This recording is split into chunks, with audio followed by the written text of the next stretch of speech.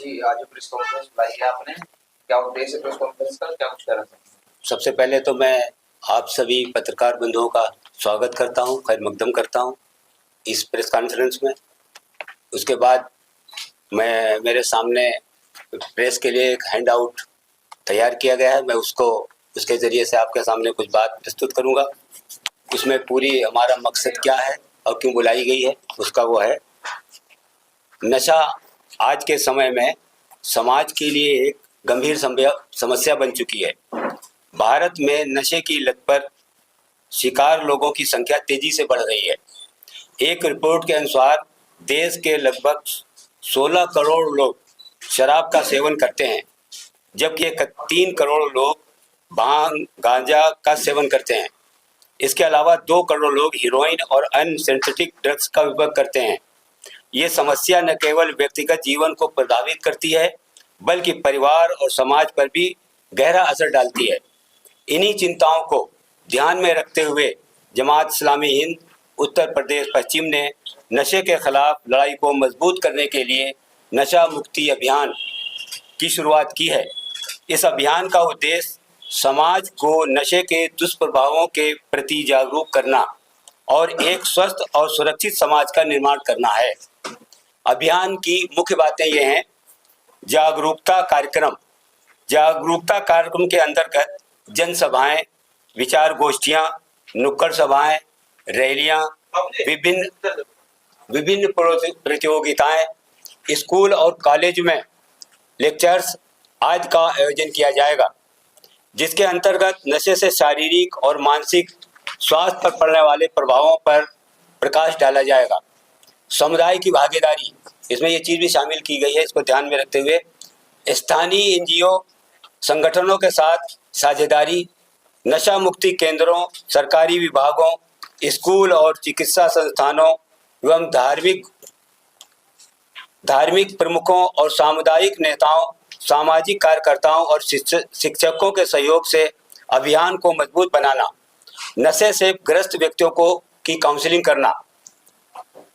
आध्यात्मिक और नैतिक मार्गदर्शन, व्यक्ति को सही दिशा में ले जाने के लिए नैतिक और आध्यात्मिक समर्थन प्रदान करना। अभियान की शुरुआत, इस अभियान का औपचारिक शुभारंभ 14 फरवरी से हो चुका है। प्रत्येक यूनिट सर्किल में किया जा रहा है।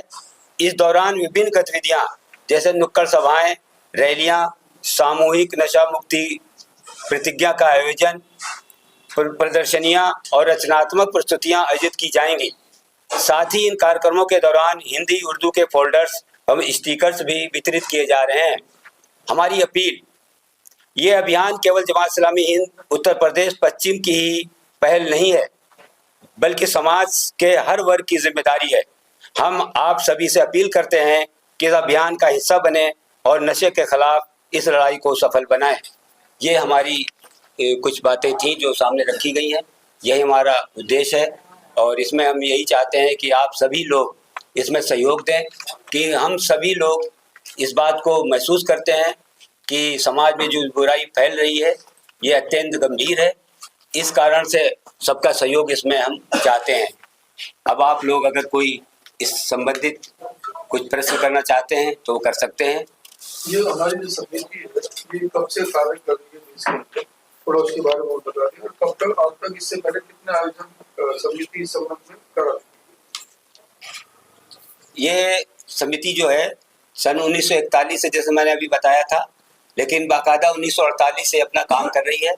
और ये संस्था जो है समय समय पर कई तो सर्वधर्म सम्मेलन के नाम से, ईद मिलन के नाम से और सद्भावना मंच के नाम से, इस तरह से बहुत सारे प्रोग्राम कर चुकी है। हमारे गाजियाबाद स्थित हमने बहुत सारे प्रोग्राम किए, हॉस्टल व्यू में भी किया और भी कई जगहों पर किए हैं। ईद मिलन के प्रोग्राम किए हैं जिसमें हमने सभी लोगों को यहाँ आमंत्रित किया है। हमारे वतनी भाई, हम सब लोग मिल करके बहुत बड़े प्रोग्राम किए हैं हमने यहाँ। तो हम तो बराबर इधर कोविड के बाद से ये एक प्रोग्राम अब हुआ है, लेकिन उससे पहले हमने बहुत प्रोग्राम यहाँ पर किए हैं और आइंदा भी हमारा यही है कि हम इसको करते रहेंगे।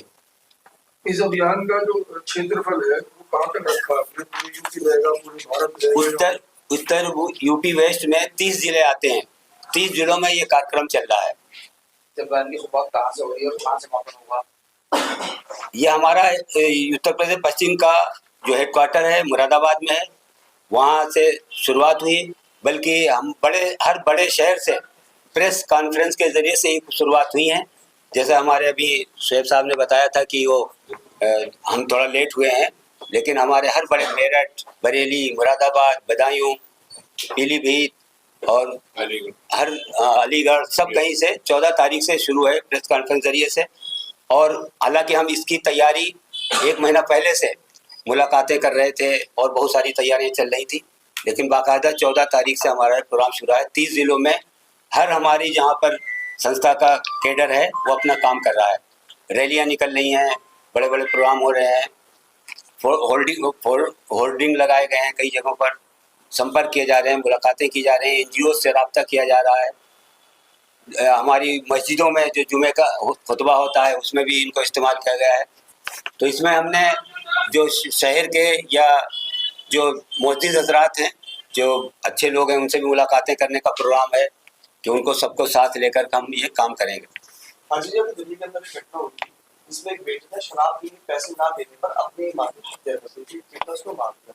समाज के अंदर जब ऐसे लोग होते हैं तो जब आप फील्ड में जाते हैं किस तरीके से आप अपनी बात उनके बीच रखते हैं, किस तरीके से हमें समझाते हैं? देखिए, हम उनको जो हम देखते हैं कि कौन कैसा है उसको हम समझाने की कोशिश करते हैं, हम जागरूक करते हैं कि भाई ये बुरी चीज़ है, जैसे इसमें समाज में नुकसान पहुंचाती है। देखते हैं हम कि अपने परिवार पर भी उसका असर पड़ता है, बच्चों पर असर पड़ता है। उनको बताते हैं कि देख लो अपने बच्चों का हाल, देख अपने खुद अपने शरीर को देख लो कि आप पीते हो, नाली में गिरते हो, किस तरह की स्थिति होती है। कम से कम अपने अच्छे बुरे को समझने की कोशिश करिए और इसको छोड़ने की कोशिश करिए।